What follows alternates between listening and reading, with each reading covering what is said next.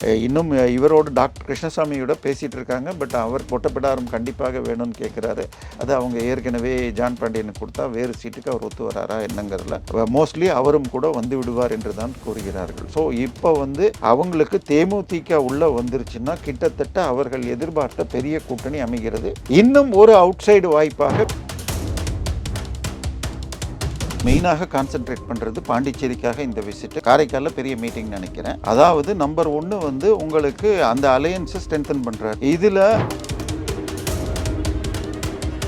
அமித்ஷா தரப்பில் இருந்து நீங்கள் கொடுக்கும் காசில் தான் தாவேகா இயங்குகிறது, இன்னொரு பக்கம் நீங்கள் எங்களுக்கு எதிராக செயல்படுகிறீர்கள், உங்கள் வழக்குகளை முடக்க வேண்டுமா என்று ஒரு தூது போனதாகவும், இல்லை இனிமே தாவேகா காசு கிடையாது, மகன் லாரன்ஸும் கட்சியை ஆரம்பிக்க மாட்டார், அவர் பிஜேபி கூட்டணியில். ஸோ இது எல்லாமே நாளைக்கு ஃபைனலைஸ் ஆகிடும். ஸோ பாண்டிச்சேரியை பொறுத்தவரை இந்த கூட்டணி இருக்கும். தமிழ்நாடு அடுத்த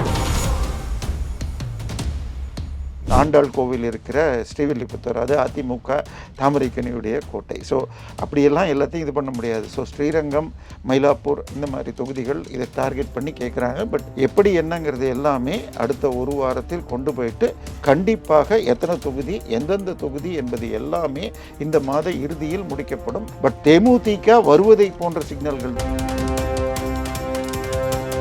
தனியாக நிற்கணும் என்று ஒரு பிரஷர் திமுக சைடில் கொடுக்கப்படுகிறது. அதாவது டிடிவி இணைந்த பிறகு முக்குளத்தோர் மொத்தமாக பிஜேபிக்கு போகாமல், அதிமுக என்டிஏக்கு போகாமல் இருப்பதற்காக சசிகலாவை மீண்டும் அரசியலில் கூட்டவிட்டு அவர் 2-3 மாநாடு போட்டார்.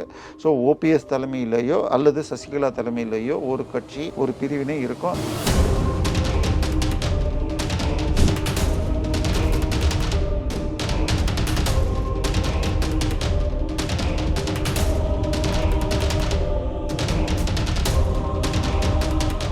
ரியல் ஒன் நேயர்களுக்கு வணக்கம். இன்று நம்மளுடைய நேர்காணலுக்கு அரசியல் விமர்சகரான திரு தேவப்பிரியா இணைஞ்சிருக்காங்க. சார் வணக்கம். வணக்கம். அமித்ஷா வருகையை ஒட்டி பல பரபரப்பு ஏற்பாடுகள் நடந்துகிட்டு இருக்கு. இந்த ஏற்பாடுகளில் எக்ஸ்க்ளூசிவாக சில விஷயங்கள் எடுத்துகிட்டு வந்திருக்கதா நீங்கள் சொல்கிறீங்க. அது என்ன விஷயங்கள் அப்படிங்கிறத நம்ம நேயர்களுக்காக பகிர்ந்துக்கிட்டீங்க அப்படின்னா நல்லாயிருக்கும். திருச்சிக்கு தானே சார் வராரு? இல்லை அவர் மெயினாக கான்சென்ட்ரேட் பண்ணுறது பாண்டிச்சேரிக்காக இந்த விசிட்டு. காரைக்காலில் பெரிய மீட்டிங் நினைக்கிறேன். அதாவது நம்பர் 1 உங்களுக்கு அந்த அலையன்ஸை ஸ்ட்ரென்தன் பண்ணுறாரு. ஏற்கனவே அங்கே ரங்கசாமியும் இவனும் இருக்காங்க. இதில் திரு லாட்ரி மார்ட்டின் தனி கட்சியை ஆரம்பித்து விஜயோடு ஒரு 10 கட்சி, அவர் ஒரு 15 சீட்லேயும் விஜயுடைய தாவேகா 15 சீட்லேயும் சேர்ந்து தான் ஆட்சி அமைப்பேன் என்று ஒரு பேசி கொண்டிருந்தார். முடிஞ்சால் தான் குறைச்சிக்கிட்டு தான் 5 விஜய் 10 இவரையும் முதலமைச்சர் அந்த கட்சியை இழுக்கணும்லாம் ட்ரை பண்ணார். பட் கடைசியில் இப்போ அமித்ஷா தரப்பில் இருந்து நீங்கள் கொடுக்கும் காசில் தான் தாவேகா இயங்குகிறது, இன்னொரு பக்கம் நீங்கள் எங்களுக்கு எதிராக செயல்படுகிறீர்கள், உங்கள் வழக்குகளை முடக்க வேண்டுமா என்று ஒரு தூது போனதாகவும், இல்லை இனிமே தாவேகா காசு கிடையாது, மகன் லாரன்ஸும் கட்சியை ஆரம்பிக்க மாட்டார், அவர் பிஜேபி கூட்டணியில். ஸோ இது எல்லாமே நாளைக்கு ஃபைனலைஸ் ஆகிடும். ஸோ பாண்டிச்சேரியை பொறுத்தவரை இந்த கூட்டணி இருக்கும். தமிழ்நாடு அடுத்த பிரச்சனை ஓடிக்கிட்டு இருக்கு. ஒரு பக்கம் டெல்லியை நோக்கி காவடியாக எடுத்து கடைசியாக அமைச்சரவையில் இது இல்லாமல் வரமாட்டேன் என்று காங்கிரஸ் சொல்லி கொண்டிருக்கிறது. இவர் கொடுக்க மாட்டேன்னு நேற்று பேசிட்டார். டெல்லியில் அடுத்த 2-3 நாட்களில் முடிவு எடுக்க இருக்கிறார்கள். திமுக கிட்டத்தட்ட காங்கிரஸ் வராது என்ற நிலைக்கு என்னென்ன பண்ணணும்னு பார்த்துட்டாங்க. அப்படி ஒரு சூழ்நிலை வந்தால் இவரை கண்டிப்பாக ஓபிஎஸ்ஸை கூப்பிடணும்னு பார்க்குறாங்க. பட் ஓபிஎஸ் இன்னும் பெரிய ஹோப் கொடுக்கல. தேமுதிகவும் பாமகவும் இணையும் என்பது எதிர்பார்க்கப்படுகிறது. ஸோ இந்த மாதிரி வேலைகள்லாம் நடந்துட்டுருக்கு. இதுதான் இப்போதைய நிலை. பட் இன்னைக்கு இந்த எக்ஸ்பிரஸில் பார்த்தீங்கன்னா தேமுதிக மார்ச் 1ஆம் தேதி மதுரை மோடி மீட்டிங்கில் கலந்துப்பாங்கன்னு வருது. பட் எனக்கு வருகின்ற தகவல்கள் திமுகவோடு இருக்க வாய்ப்பு. பட் சீட்டு கொடுக்குற சிக்கல்களை எல்லாம் சமாளிக்க காங்கிரஸ் வரலங்கிற பட்சத்தில் காங்கிரஸ் இருக்கிறது 4.5% ஓட்டு. தேமுதிக கிட்டத்தட்ட 1-2% கொடுத்துரும். விஜய் மேலே நிறைய போஸ்டர் அடித்து அதை வச்சு ஒரு பக்கம் ஃபுல்லாக எடுக்கலாம் அப்படின்னு. ஏன்னா 2 நாள் முன்னாடி தான் கோயம்புத்தூரில் கம்மா நாயுடுகள் மீட்டிங்னு ஒன்று பெருசாக திமுக G2 ஸ்பான்சர் பண்ணாங்க. இப்போ ஒரு ஜாதி பிள்ளையாக திட்டமிட்டு எப்படி அட்டாக் பண்ணணும்னு ரொம்ப தெளிவாக திமுக போயிட்டுருக்கு. ஸோ அப்படி தெலுங்கு நாயுடு ஓட்டு வாங்குறது விஜயகாந்த் வந்தால் இன்னும் சேரும் என்ற பார்வையும் போயிட்டு இருக்கு. ஓகே சார், இப்போ அமித்ஷா வருகையில் ம். ஏதாவது முக்கியமான மீட்டிங்ஸ் ஏதாவது இது இருக்குமா? இல்ல. அவர் நேரடியாக செய்யவில்லை. ஏன்னா இந்த முறை இப்ப நேத்தைக்கு தான் வந்து கேசவ விநாயகம் மாற்றப்பட்டு இது ஆர்எஸ்எஸ்லேருந்து இன்னொருத்தரை கொண்டு வந்திருக்காங்க. புஷ்பகுமார்னு சொல்லிட்டு அவரை இது பண்ணியிருக்காங்க. ஸோ ஆக்சுவலா அந்த போஸ்ட் அமைப்பு செயலாளரை பொறுத்த வரைக்கும் கூட்டணிக்கு ஒன்றும் கிடையாது. பட் கீழே இருக்கிற தலைவர்கள் ரொம்பவும் விலகி போகக்கூடாது. இப்போ ரவுடிகள் சேர்ப்பு அதெல்லாம் கொஞ்சம் எல்முருகன் காலத்தில் இருந்ததெல்லாம் பின்னால் கட்டுப்படுத்தப்பட்டது. இப்போ சோபகுமார் வந்து இப்போ அதையெல்லாம் ஒன்றிணைப்பார். பட் இப்போ தெளிவாக கூட்டணிக்கு எத்தனை சீட் என்பதை அடுத்த ஒரு வாரத்தில் முடிவு செஞ்சுட்டு அது எந்தெந்த சீட்டு என்பது கூட முடிச்சிடணும். ஏன்னா மார்ச் 1ஆம் தேதி வாக்கில் 3ஆம் தேதி வாக்கில் தேர்தல் அறிவிக்கப்பட இருக்கிறது. உங்களுக்கு தமிழ்நாட்டுடையது மே 2ஆம் தேதியோ 5ஆம் தேதியோ முடியுது. ஸோ அதுக்கு ஒரு வாரம் முன்பாகவே தேர்ந்தெடுக்கப்பட்டிருக்கணும். ஸோ குறைந்தபட்சம் 3லிருந்து 5 ஃபேஸ் வந்து வெஸ்ட் பெங்காலில் நடக்கும். ஒரு ஃபேஸுக்கு 4-5 நாள் கேப்புன்னு சொன்னால் 20 நாள் வேணும். ஸோ உங்களுக்கு மார்ச் 5ஆம் தேதி சொன்னால் அதிலிருந்து 20 நாள் கழித்து ஆரம்பித்தாங்கன்னா 25ஆம் தேதியிலேருந்து ஏப்ரல் 20 10ஆம் தேதி வரைக்கும் நடக்கும். ஒரு 4 நாள் கழிச்சு எலெக்ஷன்னா கிட்டத்தட்ட மார்ச் 5ஆம் தேதிக்கு முன்னாடி தேர்தல் வந்துடும். ஸோ மார்ச் 1ஆம் தேதி இவர் வரும்பொழுது கூட்டணியில் எந்தெந்த கட்சிகள் இருக்கின்றன, எந்தெந்த கட்சிக்கு எவ்வளவு எத்தனை சீட்டுகள் எல்லாமே முடிவு பண்ணிடணும்னு இருக்கு. அதை நோக்கிய கைடன்ஸை கொடுப்பதற்கு அமித்ஷா இங்கேருந்து போய் முக்கியமான பேச்சாளர்களுக்கு கொடுப்பாரு. ஸோ அதனால கிட்டத்தட்ட 40லேருந்து 45 சீட் பிஜேபி நிற்கும் என்று சொல்லப்படுகிறது. ஓபிஎஸ்க்கு 3லேருந்து 5 சீட்டுன்னு பேசிட்டு இருக்காங்க. பட் ஓபிஎஸ்ஐ அந்த பக்கம், அதாவது காங்கிரஸ் வரவில்லை என்ற போது இது பண்ணணும்னு பார்க்குறாங்க. ஸோ அங்கே கொண்டு போகணும்னு சசிகலாவையும் தனியாக நிற்கணும் என்று ஒரு ப்ரெஷர் திமுக சைடில் கொடுக்கப்படுகிறது. அதாவது டிடிவி இணைந்த பிறகு முக்குளத்தோர் மொத்தமாக பிஜேபிக்கு போகாமல் அதிமுக என்டிஏக்கு போகாமல் இருப்பதற்காக சசிகலாவை மீண்டும் அரசியலில் கூட்டவிட்டு அவர் 2-3 மாநாடு போட்டார். ஸோ ஓபிஎஸ் தலைமையிலேயோ அல்லது சசிகலா தலைமையிலேயோ ஒரு கட்சி ஒரு பிரிவினை இருக்கும். அது திமுகவோடு போகுமாங்கிறது இப்போ சொல்ல முடியாது. இப்போ இருக்கக்கூடிய சுச்சுவேஷனில் அமித்ஷா வர்றதுக்கு உண்டான மெயினான பர்பஸுக்கு உண்டான காரணம் என்ன? முக்கியமான காரணம் இது பாண்டிச்சேரியை ஃபைனலைஸ் பண்ணுறது தான். தமிழ்நாடு இதில் இல்லை. ஏன்னா தமிழ்நாட்டுக்கு ஆல்ரெடி பெருமளவில் முடிஞ்சிடுச்சு. ஏன்னா டிடிவி வந்தாச்சு, தனியரசு வந்துட்டார், இவர் ஜான் பாண்டியன் வந்தாச்சு. இன்னும் இவரோடு டாக்டர் கிருஷ்ணசாமியோட பேசிகிட்டு இருக்காங்க. பட் அவருக்கு ஒட்டப்பிடாரம் கண்டிப்பாக வேணும்னு கேட்குறாரு.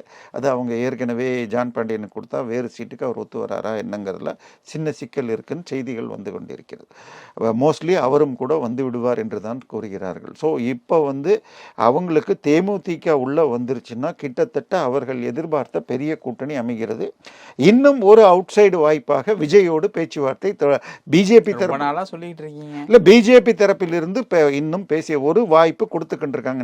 நீங்க போய் தனியா போய் நின்னால் போய் 12லேருந்து 15% வர முடியும். ஏன்னா இன்னைக்கு வந்து அஃபிஷியலாக வந்திருக்கிற லிஸ்ட் தினமலரில் போட்டால் அவங்க இன்னும் ஒரு 20,000 பூத் ஏஜென்ட் கூட போடல. 3 லட்சம் பேர் ஏதோ போட்டிருக்கோன்னு இவர் பேசினாரே தவிர கிட்டத்தட்ட ஒவ்வொரு கட்சியும் எவ்வளோ பூத் ஏஜென்ட் ரெடின்னு கொடுத்துருக்கிற லிஸ்ட்டில் 5வது இடத்துல கூட இவங்க இல்லை. முதலிடத்தில் அதிமுக, பாஜக, இது டிஎம்டிக்கெல்லாம் இருக்குது, இவங்க இல்லை. ஸோ அவர்கள் நிச்சயமாக எலெக்ஷன் தயார் இல்லை.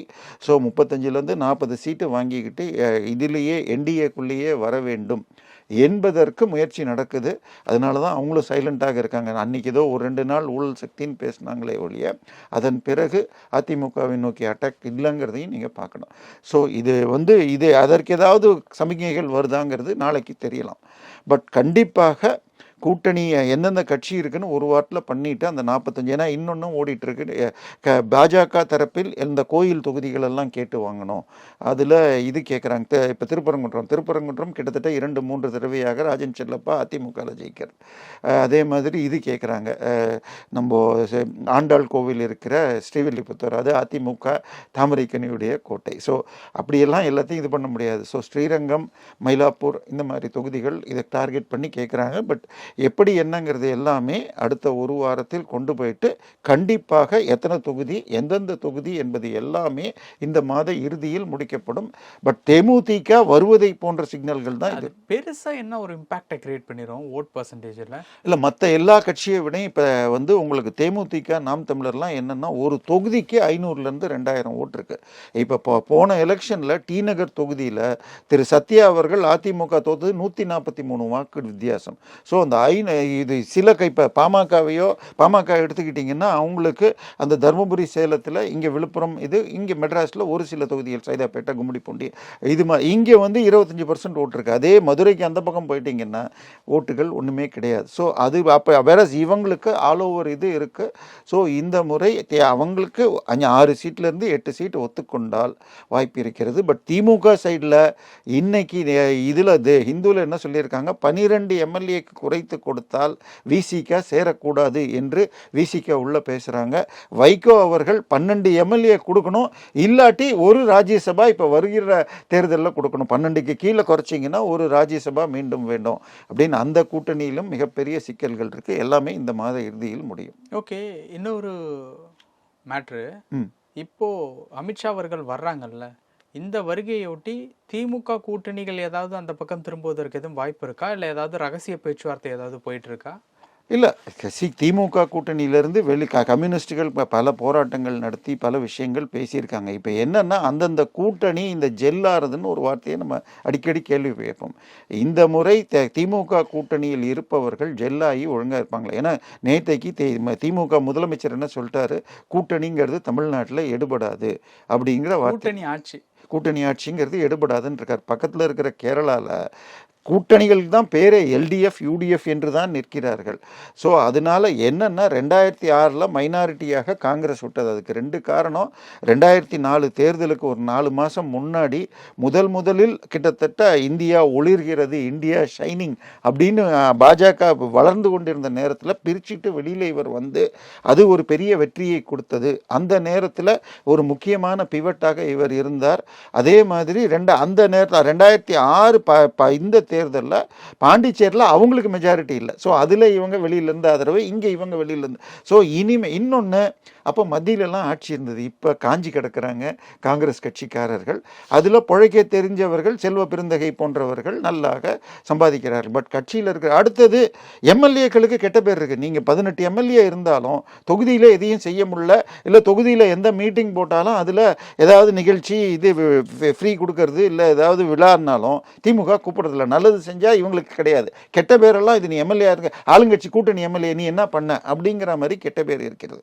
ஸோ இது எல்லாமே இருப்பதால் காங்கிரஸை பொறுத்த வரைக்கும் இன்னொன்று ராகுல் காந்தி என்ன சொல்லிட்டாராம், உங்களுக்கு இண்டி கூட்டணின்னு எங்களை அப்பப்போ வந்து சொல்கிறீங்க, நீங்கள் கையெழுத்து வாங்குறீங்க ஏதாவது இதுன்னு சொன்னால் அந்த ஜிஆர்எஸ் கேத்தாப்பில். ஆனால் இண்டி கூட்டணின்னு இந்திய அளவில் ஒரு மரியாதைன்னா நாங்கள் காங்கிரஸ் என்று அங்கே எதிர்த்துக்கிட்டு அதனால் பல இழப்புகளை சந்திச்சிருக்கோம். ஸோ குறைஞ்சபட்சம் 45 எம்எல்ஏ 6 அமைச்சர்கள் மற்றும் வரப்போகிற நகராட்சி மாநகராட்சி தேர்தலில் 20%, இது 3 எழுத்தில் கொடுக்க வேண்டும். 2 ராஜ்யசபா எம்பி, இது எல்லாத்தையும் கொடுத்தால் மட்டுமே தான் வருவேன்னு சொல்லியிருக்காரு. இதில் மந்திரி சபையை மாத்திரம் எழுத்தில் இல்லாமல் மீதி கொடுக்கணும். அது ரிசல்ட்டுக்கு அப்புறம் பார்த்துக்கலாம் என்று வரலாம். இதுக்கு ஒத்துக்கலைன்னா அவங்க கண்டிப்பாக வரமாட்டார்கள். சார், இப்போ திமுக கூட்டணியை பொறுத்த வரைக்கும் காங்கிரஸ் ஸ்ட்ராங்காக தான் இருக்காங்க, அதில் எதுவும் பிரச்சனை இல்லைல்ல? 45 சீட்டு, 2 இல்லை 1 ராஜ்யசபா எம்எல்ஏ.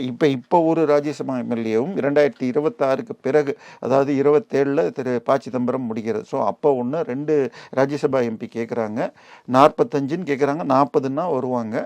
அடுத்தது வருகின்ற மாநகராட்சி நகராட்சி தேர்தலில் 20% சீட்டு கொடுப்பேன்னு சொல்லி, ஏன்னா அப்புறமா மிரட்டி பிடிச்சி இது பண்ணிடுறாங்க, போஸ்ட் கொடுக்காம ஏமாத்துறாங்க. ஸோ இதெல்லாம் எழுத்துப்பூர்வமாக கொடுக்கணும். அமைச்சர் மாத்திரம் ஓரளவுக்கு வேணாம், கூட்டணிங்கிறத மாத்திரம் முடிவு வச்சு பார்த்துக்கலாம். அது ஒன்று மாத்திரம். ஏன்னா அதிமுகவில் இன்னைக்கு நயினார் நாகேந்திரன் நாங்கள் அமைச்சர் கூட்டணி கேட்கல அப்படின்னு அறிக்கை விட்டார். ஸோ அவங்க சொல்லாதப்ப நாங்கள் சொல்ல முடியாது என்ற அந்த வாதத்தை வைத்துக்கொண்டு கூட்டணி தேர்தலுக்கு பிறகு முடிவு செய்யப்படும். இந்த 3 விஷயத்தில் ராஜ்யசபா எம்பி, நகராட்சி மாநகராட்சியில் 20%, 40க்கு குறையாமல் எம்எல்ஏ, இந்த 3 ஒத்துக்கிட்டா தான் கூட்டணி நிற்கும். பல விஷயங்கள் பேசணும். தொடர்ந்து இது போன்ற சுவாரஸ்யமான வீடியோக்களில் இணைந்திருக்க ரியல் ஒன் சேனலை சப்ஸ்கிரைப் பண்ணுங்கள். நன்றி சார்.